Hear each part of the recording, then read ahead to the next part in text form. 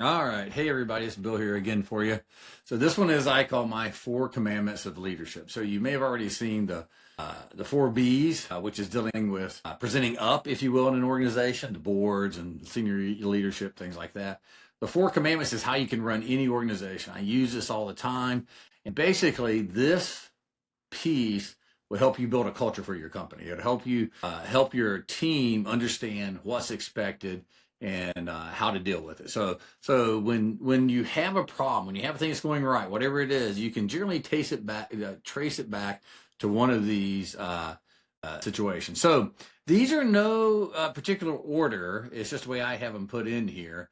But it's not trying to create so much values as be guy is a way to think about things, right? So they're non-negotiables. It's what's important for you and your business here. And when they are followed, they will create speed, clarity, alignment, and results, right? So, you got your process. This is how we do it. These are our tools.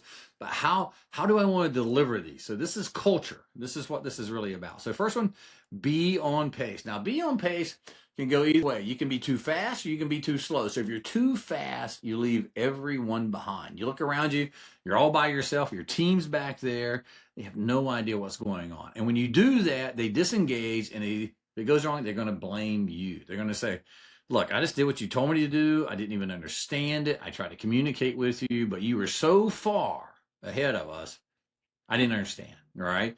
So you want to move with urgency. You want to move with speed and clarity, right? But you need to stay on the plan. Stay on pace. Your team is going to decide what that pace is, and you're kind of only going to be able to go as fast as the slowest one. So if your team's dragging, maybe you don't have the right team. But if you're too fast and too far ahead of them, maybe you're the issue. Same thing if you're too slow. If you're too slow, you're the bottleneck and you're holding everyone back. Now, I've had leaders who do it that way.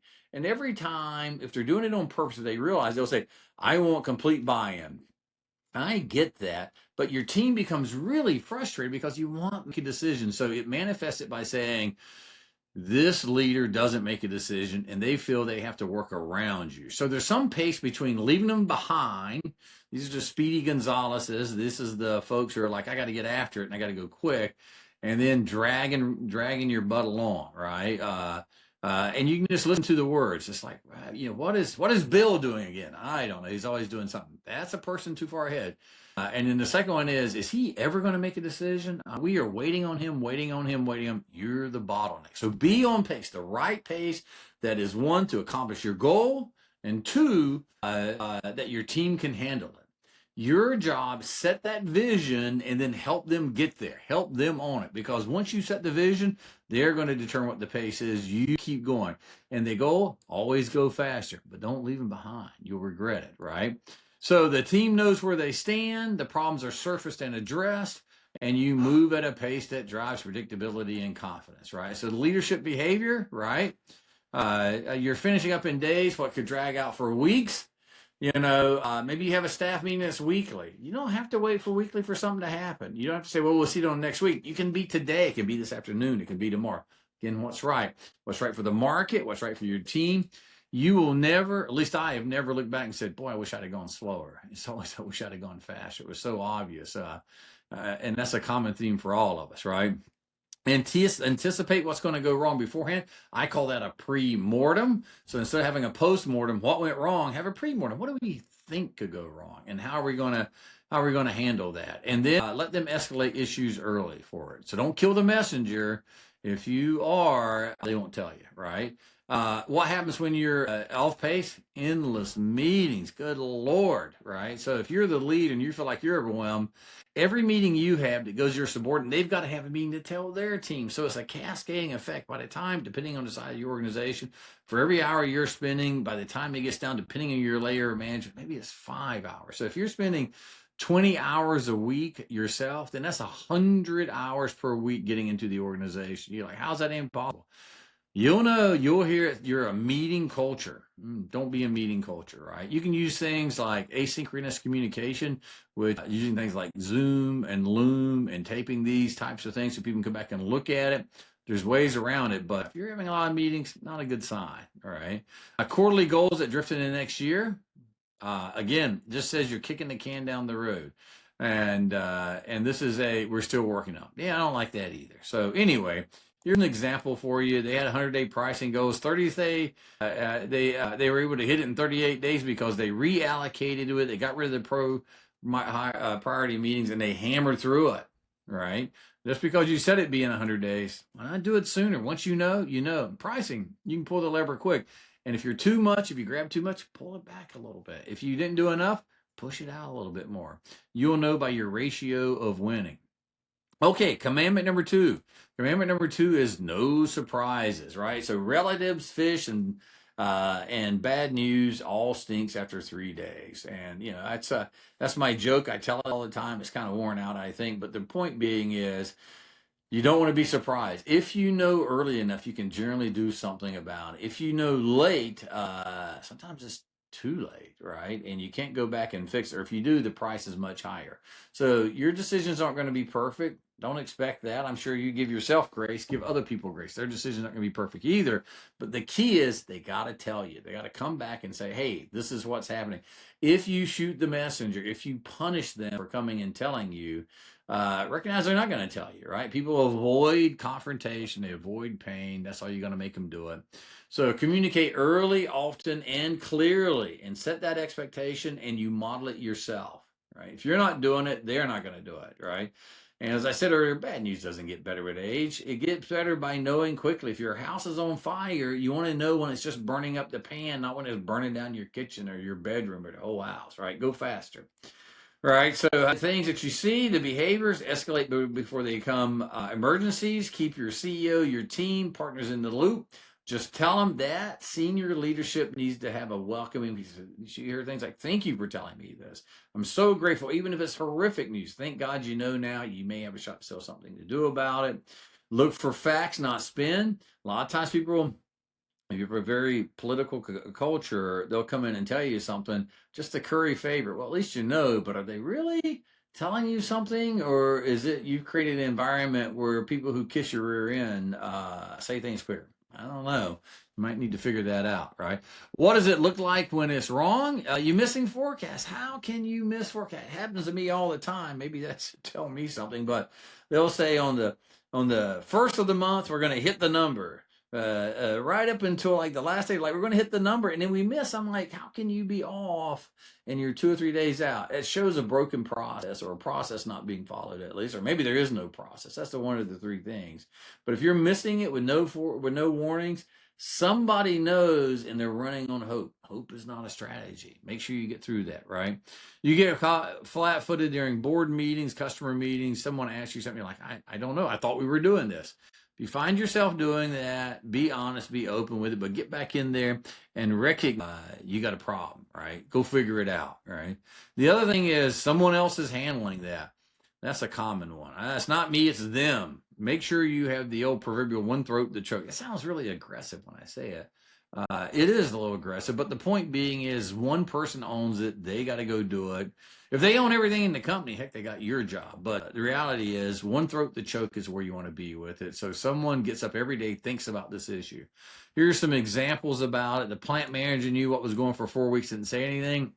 Now, that's a problem. He should be bringing it up early. Now, you can get the old, hey, cried wolf, and every time this person says something, we never believe it because it don't happen. I've seen that. But I'd rather a little bit be on the cry wolf side so we've got a chance than to be on the, well, I knew, but I didn't tell you, right?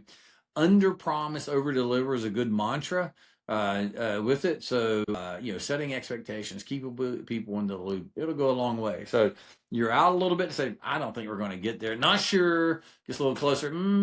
Feels even more like we're going to get there. We've only got a couple weeks that we're going to miss. And then when you actually do miss or don't miss, if you're ever going to be wrong with upside, not downside. It's easier to say, and it's just a human nature. I thought we were going to make our number, and then you make it, and people were cheering, versus I know we're going to make our number, and you miss, and then people are like, you're an idiot. It's human nature. If you're going to set expectations, set them conservatively. And again, you can read the rest of these through here. So be data-driven. This is one of my favorite. So this takes the ability to hold two pieces in your head. One of these is if you had less than 20% of the information, you're guessing. If you have more than 80, you probably have gone so long that everyone else has made the decision. As the leader, you're in the heart of ambiguity. And furthermore, the decisions that come to you that people are going to ask are the ones there's no obvious right answer. You make a decision, you take those steps forwards, you pivot, you look, you understand, you pivot to what the right answer is, and you keep going. So leadership decisions are rarely black and white. It's, I've got this best information I have, I'll go forward. Understand that information is not perfect and is subject to change all the time. So live in the gray, live in ambiguity with it. And that means you've got to have a combination of data and instinct and wisdom and experience. And, you know, the way you get really good at something is generally by being really bad at something and then having to come back and clean up your mistakes, right? So it's a combination of data and experience. And the more data you get, the less experience is important. Still, experience is important, but you want to push it in there. Just recognize, you know, be data driven, use the data. Our process, I think, is the best in the industry. That's really our secret sauce is we can take data and get down into the bottom of it. We can get into the weeds of it. And a lot of people go, I don't have all perfect data. Well, so what? Let's use the data you've got. Let's understand what it is and let's make decisions on that and then polish it around the edges, maybe even more than that with this experience. We've got a lot of years of doing it. You've got a lot of years of doing it. Between the two of them, it's powerful. It's very powerful, right? What's the behaviors look like? You've got KPIs, right? So key performance indicators. What are they? Do you have the right ones? If it's always green, then you're probably being too soft on yourself. If it's always red, then you're probably doing too hard on yourself. You need it so that you're always right on that hairy edge where people have to reach to go get it, but they can have some wins. So just keep that in mind. Challenge the assumption with real numbers. So some people are going to under promise too much, so they always hit it. Challenge that. And if you look at your budget, unless you just have a flatline company, they'll say, all right, I'm going to do $1.2 million, which is 100,000 a month, and it's 100,000 in January, February, March, all the way through December. I've never had a business that is that. It's always 100,000 in January, 200,000 in February, 40,000 in March. I'm exaggerating for effect, but just know that businesses generally have a cycle to them. Expect changes. That shows a level of sophistication more so than just simply taking your number and dividing it by 12. So, and then run postmortems. Talk about what happened and what did not happen. I talked earlier in another one about premortems. I like that almost better. Like, okay, you say, well, here's our plan. What could go wrong? It's interesting doing that. People will challenge themselves. Well, this is something based on their experience. But the postmortem is very important. It's going from what I think can happen to what actually did happen, and this is what we should do about it, right? Again, don't kill the messenger. They'll quit telling you if you make them not to be an idiot, and you're a jerk then. So it doesn't work. Jerks don't work, right? So what it looks like when it's violated, people just start talking about feeling, I just feel like it's working. Well, you got data, and we are a data-driven company. We're busy, so we must be doing well. Oh, my God, the amount of times I hear that. That's when I know you're in trouble. I'm working hard, but is it effective, right? And my gut says this is the right move. Well, sometimes you got to go with your gut. We talked about that early. If you're early and you're betting the business, if you don't get this right, you can kill it, right? Then sometimes you got to make things that are uncomfortable, but it's risky. And you don't want to do that unless you have to do that. But otherwise, use the data. Even when you're in the heart of the fight and you're in the deep of the darkness, you're going to have some data. Use what you got, right? Examples of this is a general manager pushing back on segmentation. Like, what can be wrong with figuring out where you're making money and where you're not, right? And you'll hear things like, well, they're going to be great. Yeah, but let's do the data and see how often that's actually happened, right? The data reveals 150 made up all the profit, and 1,200 were making up the rest of it. The team focused on this. Gross margin rose because guess what? If you're making money there, go do more where that's at. As John Dillinger said, when they asked him, why do you rob banks? He says, where the money's at. Why do you take care of your big customers? Because that's where the money's at. Your B customers who aren't buying very much, if they're a meaningful company, that means they're someone else's A customer. They're getting the stuff from you, the crap from you that they can't get from the other place. That gives you a window, but recognize you'll have to take them from that other vendor, which is not easy, right? Particularly if they're B for you, they're A for them. Same thing, your A customers or someone else's B customers, you're not treating them right, they're going to have a chance to go to that vendor. So keep that in mind, right? And then the fourth commandment, results matter. I think this is the most important one. I have people come in all the time and say, look, I did my best. I want you to do the best, but we got to win too. And that means you've got to score, some sports nights, you got to score touchdowns. You got to have wins. You got to get the ball across the fence. You got to win. Just trying hard doesn't matter, right? It's necessary, but it's not sufficient. We will not be a best effort company. We have to have wins. And so in baseball, you 3 out of 100, unless they're really important, right? 3 out of 100 gets you in the Hall of Fame. In business, typically gets you fired because you've got to be winning the majority of time, right? And you wouldn't talk about pricing, but if you're out pitching and you're closing less than 20%, that probably means either your pricing is not good or your team's not trained. If you're winning more than 70%, that probably means you're too cheap. You got to raise that price. And everywhere in between 50%, 40%, 30%, you're looking to raise your price. Less than that, you probably got a problem. So results matter. Start thinking about the data. We'll do some training on that for you as you go, right? So intentions, they're important. Long as your team is trying, you can take the intentions and build something, but you got to do it quick because you cannot win with the best efforts company, right? And so here's some of the behaviors, right? You define leadership defines clear, measurable goals, and they hit them. Don't be black and white about it. Don't just be berating, but understand, look at your KPIs. Look what good should look like. We just talked about a second ago what ratios you should be seeing. If your KPIs are wrong, you got to think through that and do the right thing so the numbers fall into where they should be. This is critical. This is how you know to do it. And KPIs are different for different industries, close ratios, things like that, your profitability, things like that in your company. You define those goals. That'll tell you what good looks like, what they should be doing, right? And don't hide behind, we did our best. Yeah, I know we did our best, but are we hitting it? Are our KPIs there with it? And generally, if it's not, it's one of three things. Process is broken. Nobody's following the process or process doesn't exist. You as the leader, it's important to make sure that's happening. Get people trained. Make sure your pricing's right. You'll figure this out, right? Then you hear things like, the market's tough. When I'm losing, market's always tough.